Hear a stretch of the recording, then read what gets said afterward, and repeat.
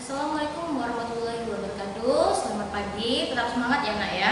Hari ini kita masuk materi tentang kondisi alam Indonesia. Yuk, kita lihat yuk materinya.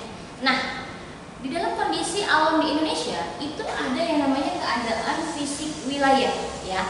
Nah, di dalam fisik wilayah ini ada beberapa kondisi-kondisi yang ada di Indonesia ya. Yang pertama itu kondisi geologi Indonesia. Kita lihat dulu ya nak ya. Secara geologi Indonesia terletak di pertemuan tiga lempeng tektonik besar, yaitu Indo-Australia, Eurasia, dan lempeng Pasifik. Tumpukan lempeng tersebut membentuk jalur gunung api di Indonesia. Jadi, masalah dari kondisi geologi ini yang menyebabkan tabrakan atau tumbukan tiga lempeng besar yang dimana akan membentuk jalur-jalur gunung api yang aktif yang berada di Indonesia. Kita lihat peta ya, yang dimana simbol seperti segitiga ini merupakan gunung api yang aktif yang ada di Indonesia. Kita lihat di Pulau Sumatera ya. Nah, di sini ini termasuk pulau apa nak?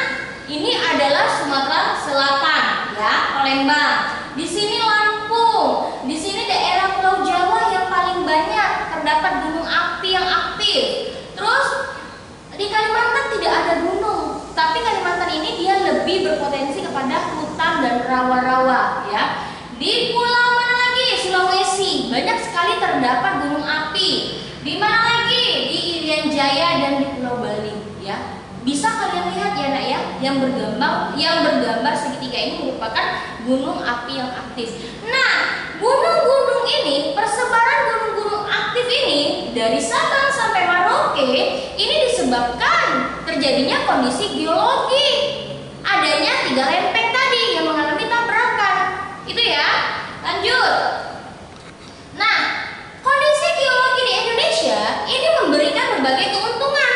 Jadi nak, gunung api yang ada di Indonesia itu tidak hanya memberikan kerugian, tetapi ada dampak positifnya yang menguntungkan masyarakat setempat. Ya, apa bu itu bu keuntungannya? Salah satunya itu ini nih, wilayah Indonesia memiliki tanah vulkanik. Ya, akibatnya kegiatan ekonomi sektor pertanian di Indonesia dapat berkembang baik. Dampak negatifnya adalah menimbulkan potensi sumber energi dan mineral. Jadi, ya, banyaknya persebaran gunung api yang ada di Indonesia, keuntungannya menghasilkan tanah vulkanik, dapat menyuburkan tanah pertanian, ya.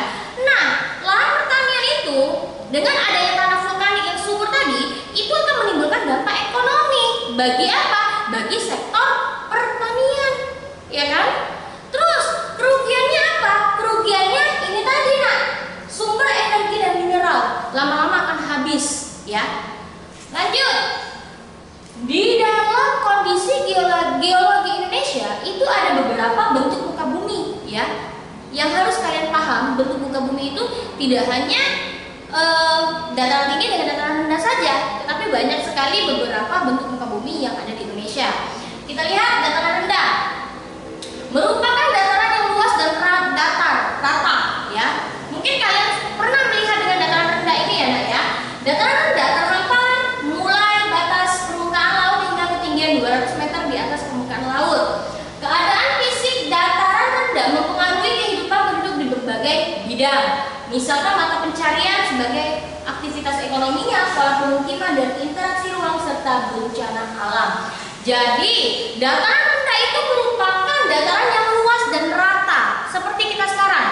Kita berada di dataran rendah, ya, yang dimana memiliki ketinggian 200 meter di atas permukaan laut. Nah, dataran rendah tersebut, ya, ini mempengaruhi keadaan fisik kita.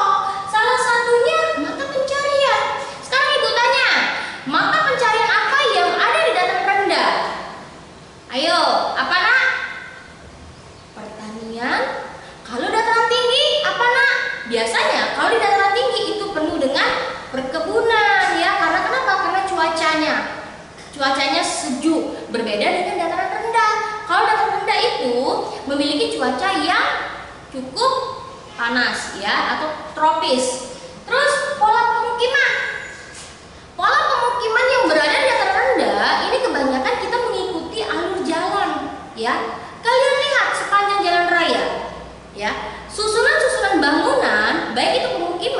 bangunan-bangunan gedung pasti mengikuti jalan. Itulah yang dikatakan dengan pola pemukiman. Oke? Interaksi ruang dan bencana alam, ya. Apabila terjadi gunung api yang aktif menimbulkan gempa bumi, itu merupakan salah satu dari bentuk muka bumi di dataran rendah tadi. Nah, terus kita bahas mata pencarian penduduk dan interaksi keruangan. Dataran rendah umumnya memiliki tanah subur yang berasal dari proses pengendapan. Ini proses dari tanah vulkanik tadi, nak, ya. Tanah vulkanik yang berasal dari gempa bumi tadi. Penduduk di dataran rendah beraktivitas di bidang pertanian. Aktivitas penduduk di dataran rendah tidak hanya pertanian, tetapi juga bisa di bidang lain, peternakan, perkebunan, perdagangan, jasa, industri, dan kerajinan. Jadi, mata pencarian yang ada di dataran rendah tidak hanya pertanian, ya, yang dipengaruhi sama tanah vulkanik tadi, ternyata ada juga di bidang peternakan, ternak ayam, ternak sapi, ternak kerbau, dan sebagainya. Ada juga di perdagangan, menjual hasil ternak tadi, ya nak, ya. Ada juga kerajinan atau industri kecil namanya, ya. Misalkan mengolah dari plastik bekas, itu diolah menjadi apa, nak? Menjadi tas, menjadi apa? Aksesoris rumah tangga. Oke? Lanjut. Interaksi keruangan di dataran rendah umumnya berjalan lancar karena jaringan transportasi berkembang biak. Keadaan fisik dataran rendah yang dapat memudahkan pembangunan sarana prasarana seperti jalan raya dan rel kereta api.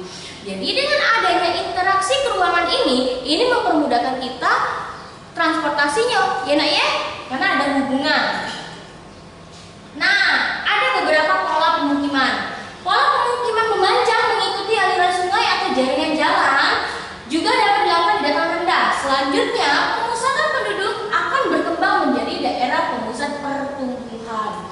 Maksud dari sini, pola yang kata ibu tadi, kita pemukiman, bangunan, ya, mengikuti arah jalan raya, itu artinya ada atau merupakan atau menjadi aset pertumbuhan ekonomi, ya. Kalau kita nih mendirikan suatu ruko, ya, atau bangunan di pinggir jalan besar, otomatis menjadi mata pencarian kita karena pinggir jalan besar kita bisa buka usaha kecil-kecilan, mikro, ya, atau warung rumah makan atau warung sembako. Itu merupakan aset dari mata pencarian tadi, ya.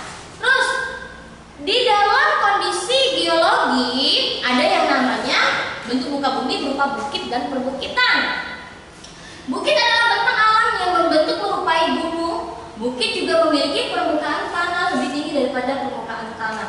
Jadi, nak, ya, apabila kalian pernah berkunjung ke dataran tinggi seperti pagar alam, ya, yang dimana kita itu jalannya pasti menanjak, ya, kiri kanan itu adalah penghijauan, itulah yang dikatakan dengan perbukitan, ya. Terus mata pencarian perbukitan dengan interaksi keruangan ini, contohnya seperti pertanian di wilayah Kalimantan, penduduk setempat juga mengembangkan usaha peternakan dan perkebunan. Jadi mata pencariannya itu tidak hanya sebagai petani, tetapi bisa mengembangkan usaha ini sebagai mata pencarian usaha dan perkebunan. Oke, baiklah, nak, mungkin materi kita cukup sampai di sini. Apabila kalian kurang memahami materi, bisa kalian tanyakan dengan ibu, ya, di forum GC. Ibu akhiri, wassalamualaikum warahmatullahi wabarakatuh.